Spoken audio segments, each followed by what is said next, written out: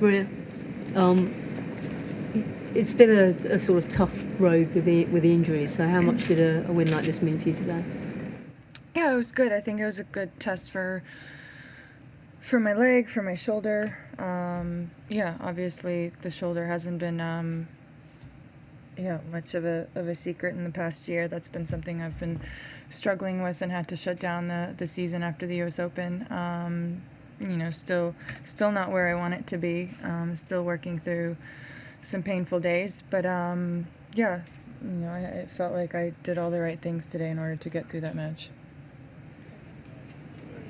You were pretty ruthless out there today, and Harriet's kind of left court in tears, looking very emotional. It must have been a pretty difficult experience for her out there. Did you kind of empathise with her a little bit? I mean, there's no time for that. I'm sorry to say, but when you're playing the first round of a Grand Slam, I've been in many positions. Last year, Wimbledon came out against a qualifier that played really well. There's no doubt that my level wasn't where I wanted it to be, but she was there to take the match, so I'm not so much worried about my opponent, but I have to step up when the time is right and when I need to, so that's my main goal. Were you surprised how easy it was? Oh, sorry. My apologies. You tell them. Maria, one of the big stories so far has been Andy Murray obviously kind of announcing that he's going to retire. Given that your body has kind of driven to an extent the last few years, how much can you relate to what he's gone through? Yeah, I mean, look, I think injuries are just part of the sport, and we play 10 months out of the year, and the commitment that you have to give physically and mentally. I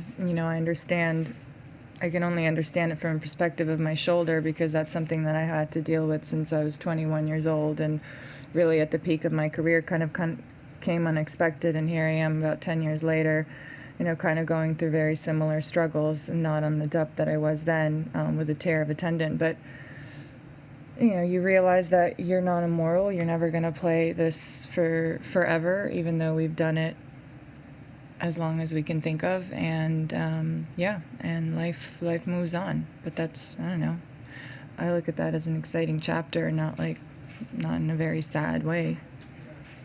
So what can you remember from playing mixed doubles with him? Did we play mixed doubles? Guess not much. Oh, right.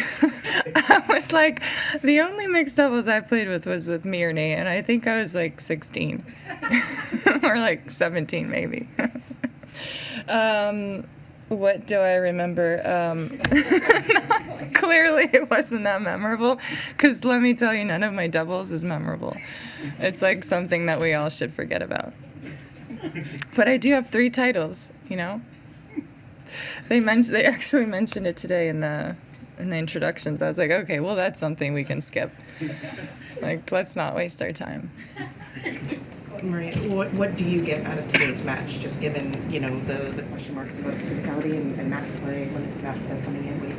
What did you learn? Match. I mean, there's nothing like going out and playing a match, especially in a Grand Slam. The feelings, the nerves, the anticipation of a first round, first back out on Rod Laver. So everything that, you feel as a professional athlete, even though you've done it so many times, there's nothing like it.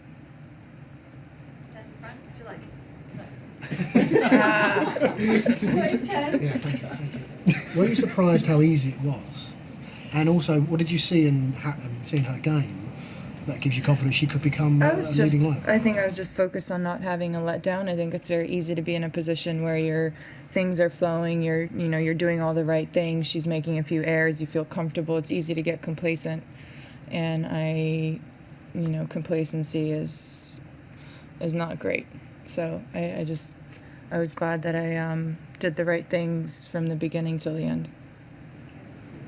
Maria, through all your recent struggles, the injuries and whatnot, what keeps you from moving on to the next exciting chapter?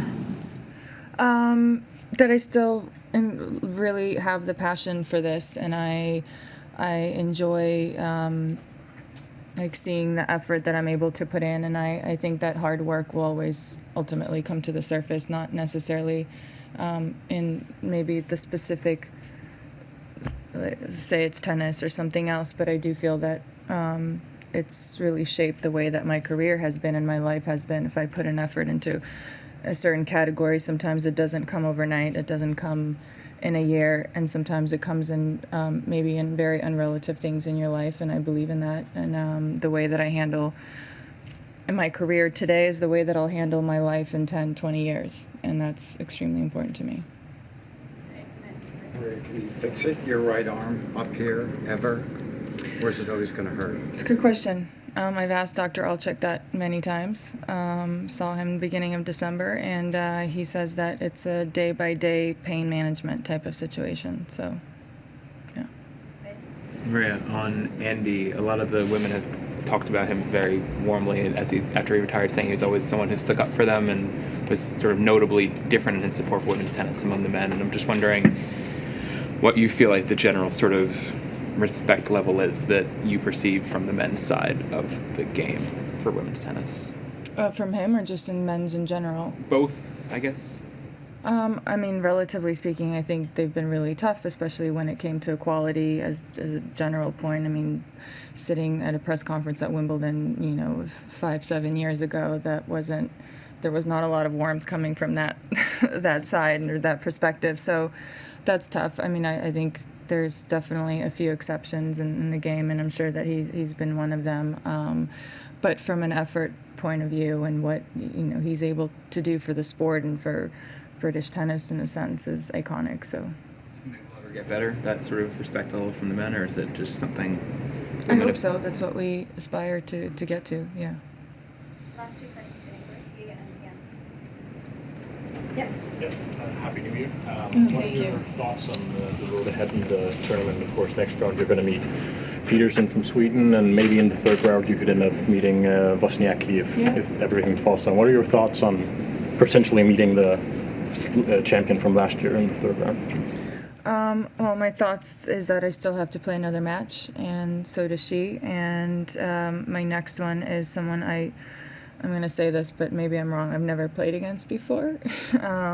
So that's, it's kind of tricky and a challenge, but maybe, my coach is Swedish. I don't know if that will maybe a little more help me a little bit more, but yeah.